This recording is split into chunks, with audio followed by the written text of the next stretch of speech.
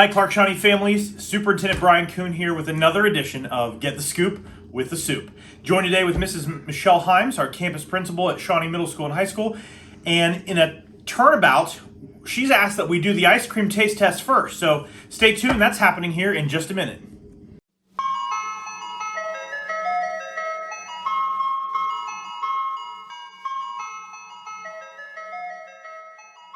All right, it's another Get the Scoop with the Supe ice cream taste test time. I'm joined today by Mrs. Michelle Heims, Shawnee High School Middle School campus principal. So today we are doing a taste test of Ben & Jerry's The Tonight Dough.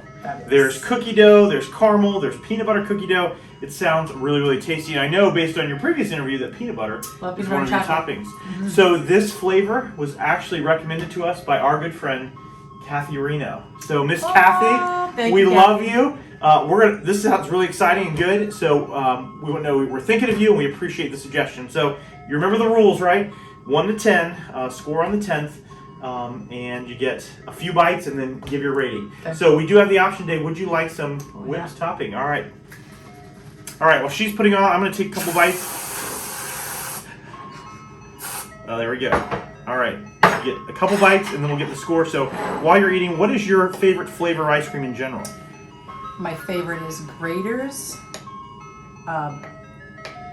Grater's raspberry chocolate chunk. Oh wow, that's got. I didn't get like. Oh, I've got I shouldn't have put the whipped cream on it. Cookie dough. That kind of. The peanut butter. That kind of messes it up a little bit. I shouldn't have done that. That's really good. So far, good. I'm just getting the chocolate ice cream. All right, one more bite and I'm going to give a rating. Oh, man. You got to dig down in there. This is bad, but I got to do it. All right. For me, it's a 9.1. Because it's got the texture and the peanut butter. I like the peanut butter. I haven't got any peanut butter. I mean, it's awesome. It's got a lot of stuff going on in there. 9.1. I feel like it's right at a 9, flat 9.0 for me. 9.0. So you got that's good stuff. Miss Kathy Reno's recommendation, Ben & Jerry's The Tonight Dough, 9.0 for Mrs. Heims, 9.1 for me. Thank you for this recommendation. It's really tasty. She's going to find some. I got it. You got it? That's a game changer. Does it earn another 10th of a point? Or you it does. It'll change your life. It's good stuff. So are you up to? I'm a 9.2. Okay, 9.2. So that's our first jump in the scoring process once you find the chunk. So I got it again. It's worth it. You got to fight for it, but it's worth it. All right, go out and taste this one. Thank you, Kathy Reno, for the suggestion. Thank you, Mrs. Reno.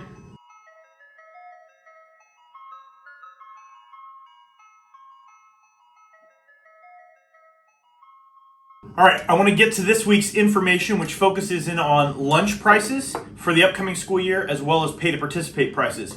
Mrs. Heims said the ice cream was so good that she's going to keep enjoying it as we go through these announcements. Let's start with breakfast and lunches for the 22-23 school year. We are back to paid meals. The federal program that subsidized all meals for students that was in place last year has been discontinued. So we're moving back to a paid participation program. So I want to go over prices for you. The elementary school, preschool through grade 6, lunch is $3.15 full price. Reduced lunch is 40 cents. For grades 7 through 12, lunch full price is $3.40 and the reduced is 40 cents. And there's a special caveat that I want to add here about breakfast. We have done the research on reimbursement rates and participation, and for the first semester, we are going to offer breakfast at no cost to all students each and every day. All right, so students can obtain a breakfast during the first semester at no cost. We will reevaluate the numbers in December to determine if it's something we can sustain the second semester or not. I also wanted to update you on the lunch charge policy. Because the federal program for school lunches has moved back to a paid program, we're not able to continue to carry large amounts of student debt in our food service program.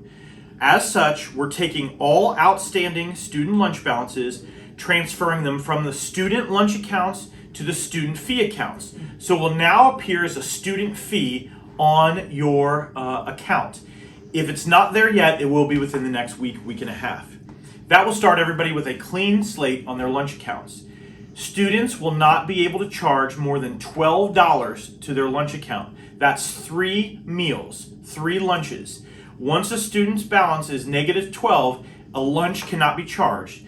Each building will have a procedure where they'll be sent to the office to make a phone call to have money added to their account, but students will not be able to charge more than 3 lunches to their account. Parents can add money on their students' Pay Schools account at any time from home, work, or on the go. Additionally, on the Pay Schools account, you can set up an auto replenish feature where you check the box, and whenever the account gets too low, it automatically adds more money to the account. If you remember, we have taken away the convenience fees for Pay Schools this year, so you won't pay that extra little $1, $2 fee for adding money to your account. So please make sure you do that. We will be sending home reminders to families when the account balance gets low or starts to go in the negative. But again, a student's lunch account balance cannot go below $12 in the negative, or they will not be able to obtain a school lunch. If you've not yet heard, the Clark-Shawnee substitute levy on the August 2nd ballot passed, which means we are able to establish the pay-to-participate fees for the upcoming school year. They are as follows. Middle school athletes will pay $75 per sport with a 2-sport cap per athlete. High school athletes will pay $150 per sport with a 2-sport cap per athlete.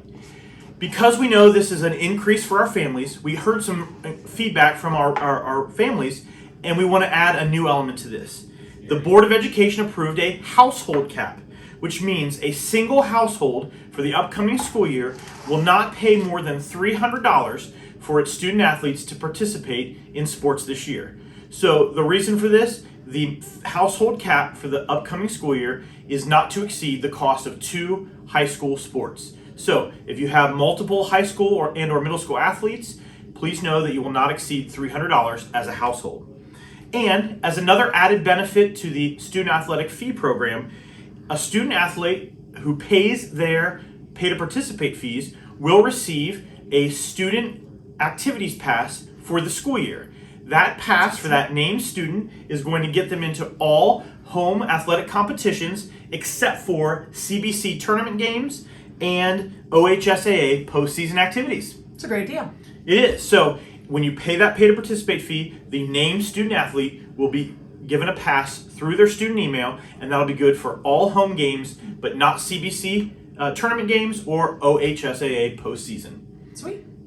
Thanks again for tuning in to this episode where we're sharing important information. All of this information and more is available on the FAQ for Back to School on the district website. Click District at the top, choose Back to School FAQ. This and more is all on there. Mrs. Heims has enjoyed this sweet treat so much, we're down to eating the whipped topping. So you know it's been a good get the scoop with the soup. I must have needed it. She needed a little pick-me-up. So she's getting her sugar levels ready to welcome back all our students and staff. So we can't wait to see you in a couple weeks. And go Braves!